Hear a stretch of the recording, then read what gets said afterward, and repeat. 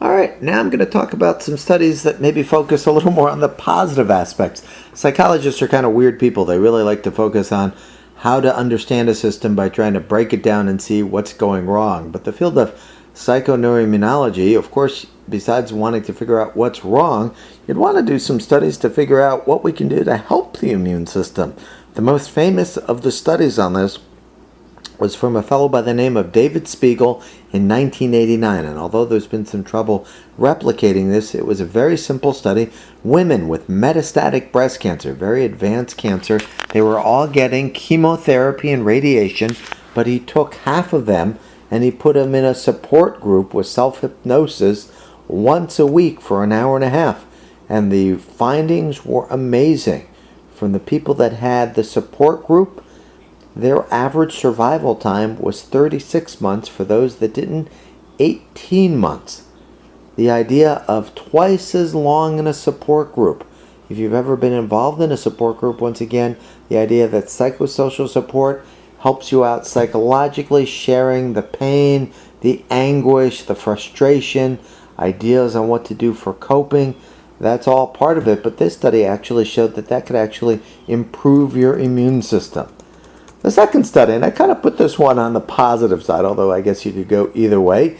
A very famous study done by Levine in 1978. People had to get their wisdom teeth removed. Has anybody in the class, have you guys ever had to have that before? That is no fun. In 1984, the Ohio State Buckeyes, while I was a student there, went to the Rose Bowl in Pasadena, California. I went home to have my wisdom teeth removed. Not sure who got the better deal there. They lost the game, and of course I was in some pain. So what they did, they had dental students who had to get their wisdom teeth removed. This was no manipulation, but they had to get them removed. They gave them medication while they were being removed. So that was all standard care while they were being removed, pain medication. But the interesting thing is, and you may want to write down my ideas because they kind of map to this, but the abstract's a little bit nebulous.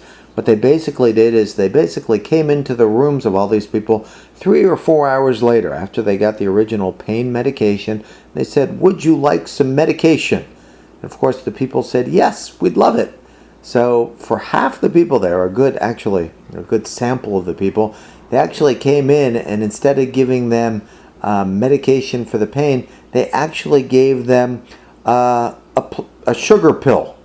So they actually gave them a sugar pill. And it was reported that after they gave these people the sugar pill, that a bunch of people seemed to be feeling better. Of course, what would we call that? That would be called the placebo effect. The placebo effect. So that was kind of phase 2 of the study. In phase 3, phase 1 is just what everybody went through. Phase 3 of the study, they took these people again and they came back in the room a little bit later after giving them nothing, and they said, "Oh, my pain is gone." And they came in again and said, "Would you like some more pain medication?" Of course, the people said, "Yeah, I'd love to have some more pain medication." This time they came in, and instead of giving them saline, or a placebo, I should say, saline, they actually gave them, or a sugar pill, they actually gave them naloxone. Naloxone, which is also called Narcan. And what they found is when they gave them the naloxone, all of a sudden, for all these people not feeling their pain, they started feeling a lot of pain. So the question is, what was going on in this third phase? Phase 1, very straightforward. Everybody was feeling better with the medication.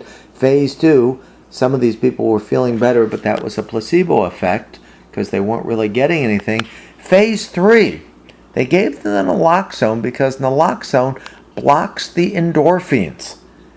And they thought that if people are really in phase 2, feeling no pain because they're getting their own endorphins to kick in, that if you give the naloxone in phase 3, you would block that.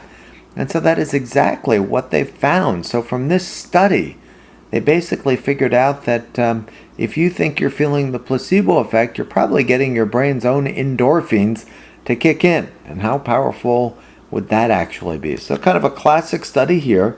Hopefully I made sense for you. One final study for you here. This was a very famous study done, and your book has it on page 455 by Suzanne Kobasa.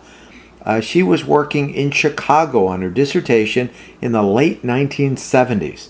And in the late 1970s, Ma Bell, AT&T, they were about to lose their monopoly status on all the phone lines. There was no internet, no communication like that.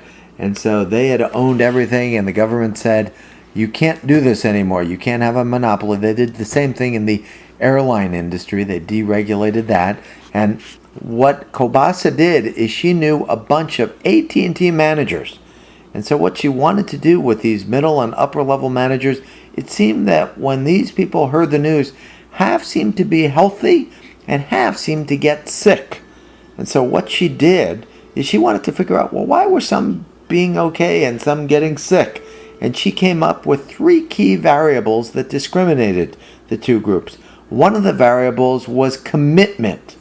Those people who were well, they were committed to themselves, their family, and their job. They kind of had a full balance of who they cared about.